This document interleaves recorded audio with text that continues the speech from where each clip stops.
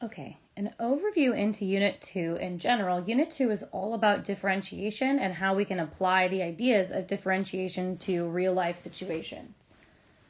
So the first two sections are going to talk about some more shortcuts and rules that we can use when we're differentiating: the product rule, the quotient rule, the chain rule, how to differentiate with sine, cosine, tangent, and so forth. Then we're going to get into implicit differentiation. After that, we're going to get into related rates, which are probably one of my favorite problems just because they're very applicative and they're types of things you would think about in the real world. Then we're going to start talking about the first derivative test for relative extrema. We're going to identify where functions are increasing and decreasing. And lastly, we're going to end with absolute extrema and the mean value theorem. So just an idea going in, those are the topics that we're going to be covering. If you know you need extra support on something after we finish it, that's a great place to start with which section was that and what idea do I need support in. Today, we're going to focus on 2.1, which is the product and the quotient rule. We're also going to talk about how to differentiate a trig function. So the product rule really just says that if we are multiplying two functions together, f of x and g of x, what we can do is take the derivative of one times the original function for the other and add that to the original function times the derivative of the other. The order that you do this in really doesn't matter as long as you're taking the derivative of one function and keeping one function the same and then adding that to the derivative of the other function and keeping the original function the same. Which way you go about doing this doesn't matter. Similarly, the quotient rule looks a whole lot like the product rule, with the exception of in the numerator there's a subtraction sign instead of an addition sign, and on the bottom you have the regular denominator function now squared. And we are going to derive each of these rules in class, so if you want to see the proof, you got to make sure you're there in class, or you could Google it. Neither of them are overly challenging, and they both use the idea of the definition of derivative using limits to come up with those formulas. But for the purposes of this video, we just really want to practice using those formulas.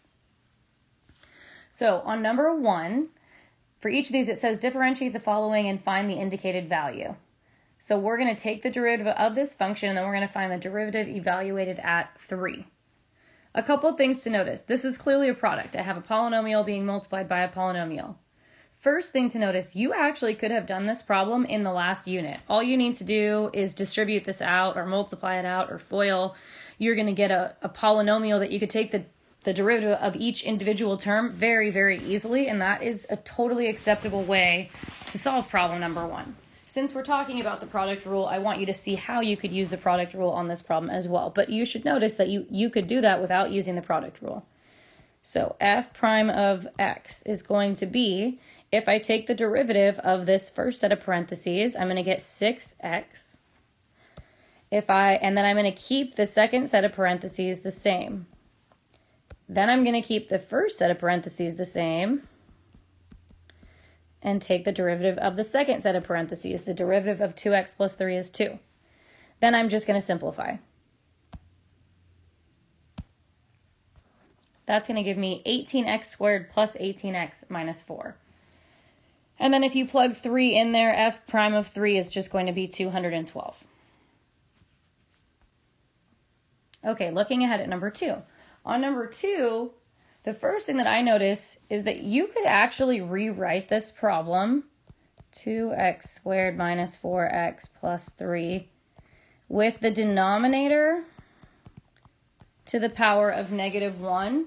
And you could now then use the product rule now that it's written this way. Oftentimes, I just prefer the product rule to the quotient rule because there's no simplifying anything in the denominator. So this is a totally viable way to do this problem. Your final answer would probably look a little different than how our final answer is going to look. That doesn't make it wrong. It just means it's a different form of the same thing. Since I want to make sure you understand the quotient rule, I am going to solve this using the quotient rule. Or I'm going to take the derivative using the quotient rule. But know that you could rewrite that denominator as 2x minus 3 to the negative first power, and then you could take the derivative that way. Okay, so for the quotient rule, we're going to take, just like with the product rule, we're going to take the derivative of the first function, which is the numerator. So that's going to be 4x minus 4. We are going to multiply that by the denominator as is, 2 minus 3x. Then we're going to subtract the numerator, 2x squared minus 4x plus 3, times the derivative of the denominator, which is just negative 3. We're going to divide that whole thing by the denominator squared. So in the denominator, we have 2 minus 3x quantity squared.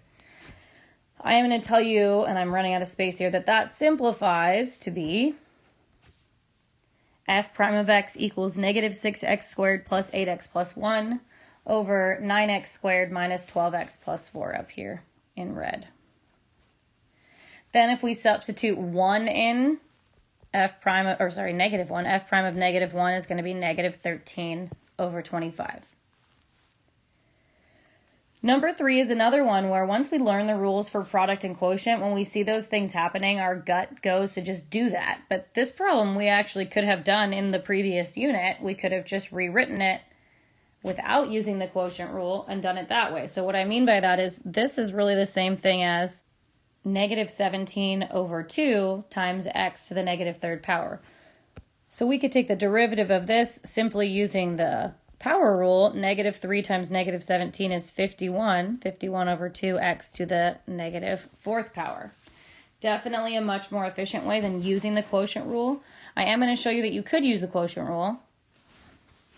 The derivative of the numerator is 0 times the denominator. I don't even really need to write this, but negative 2x to the third power minus the derivative of the denominator, which is going to be negative 6x squared times the numerator, 17, all over 8x to the sixth. So this is 0. We're going to end up being able to simplify 6 and 8, and we will end up with the same thing, 51 over 2 times x to the negative fourth power. So either way, you're going to get the same value, whether you're using the quotient rule or just using the power rule.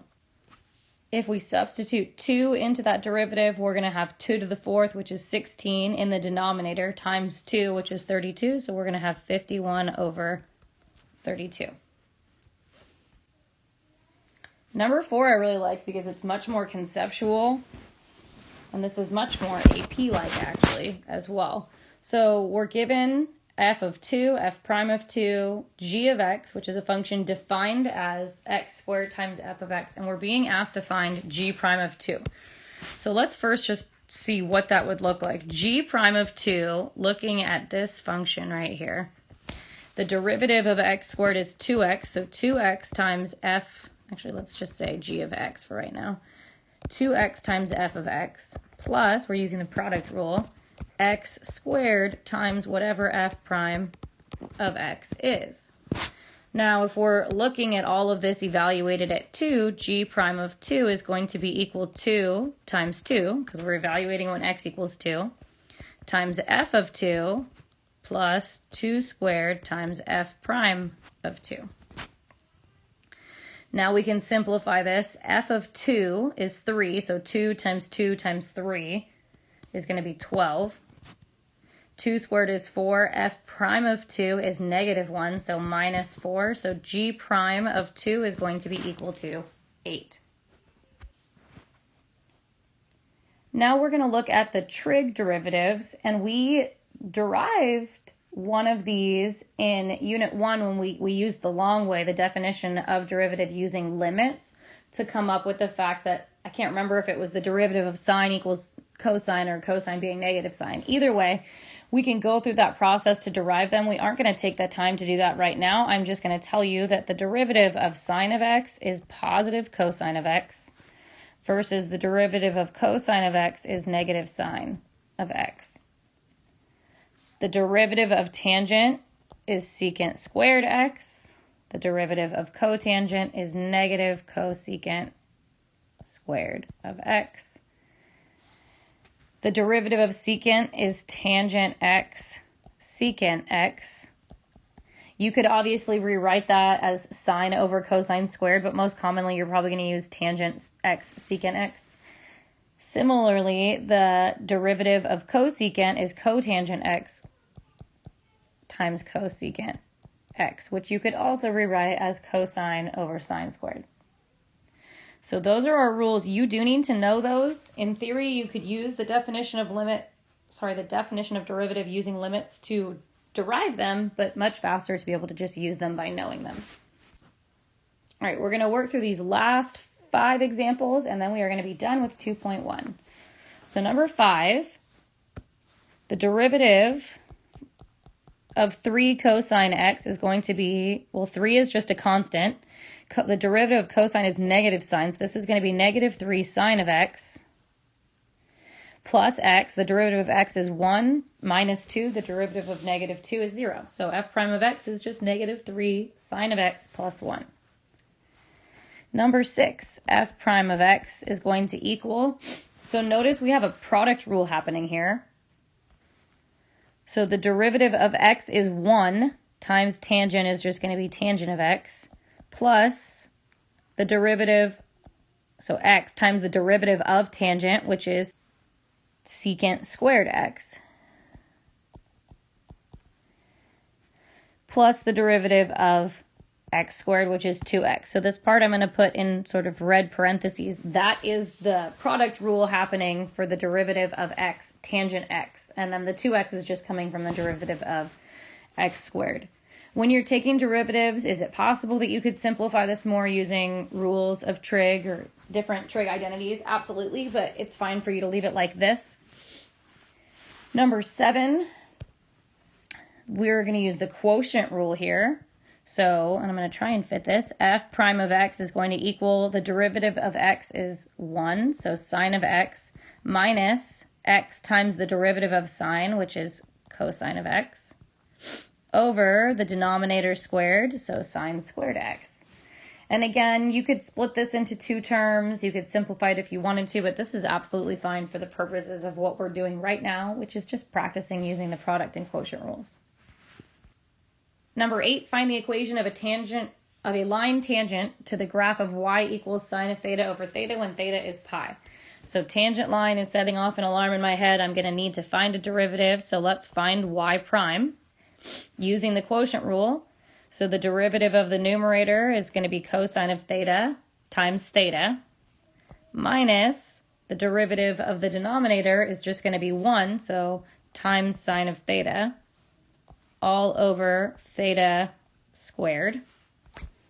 Then I'm going to evaluate that when theta equals pi. That's going to give me pi times the cosine of pi minus sine of pi over pi squared. Squared. Well, sine of pi is 0, cosine of pi is negative 1, so this is going to give me negative pi over pi squared, or negative 1 over pi. There's my slope. Then I'm going to write the equation of my line. I'm going to try and squeeze this in down here. That's going to be y minus 0 equals negative 1 over pi times theta minus pi. So that'll give you your equation of the line there. Last question, how many times does f of x equal x squared sine of x have a horizontal tangent? I'm going to let you use your calculator on this problem, but let's look at it first.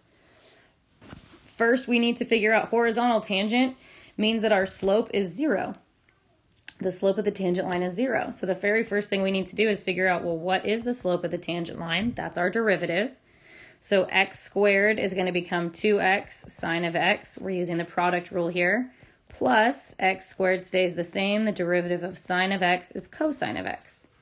So on your graphing calculator now, you're going to set 0 equal to 2x sine of x plus x squared cosine x to come up with the solutions, which are something like x equals 0 and plus or minus 2.289. The question on this problem was how many times?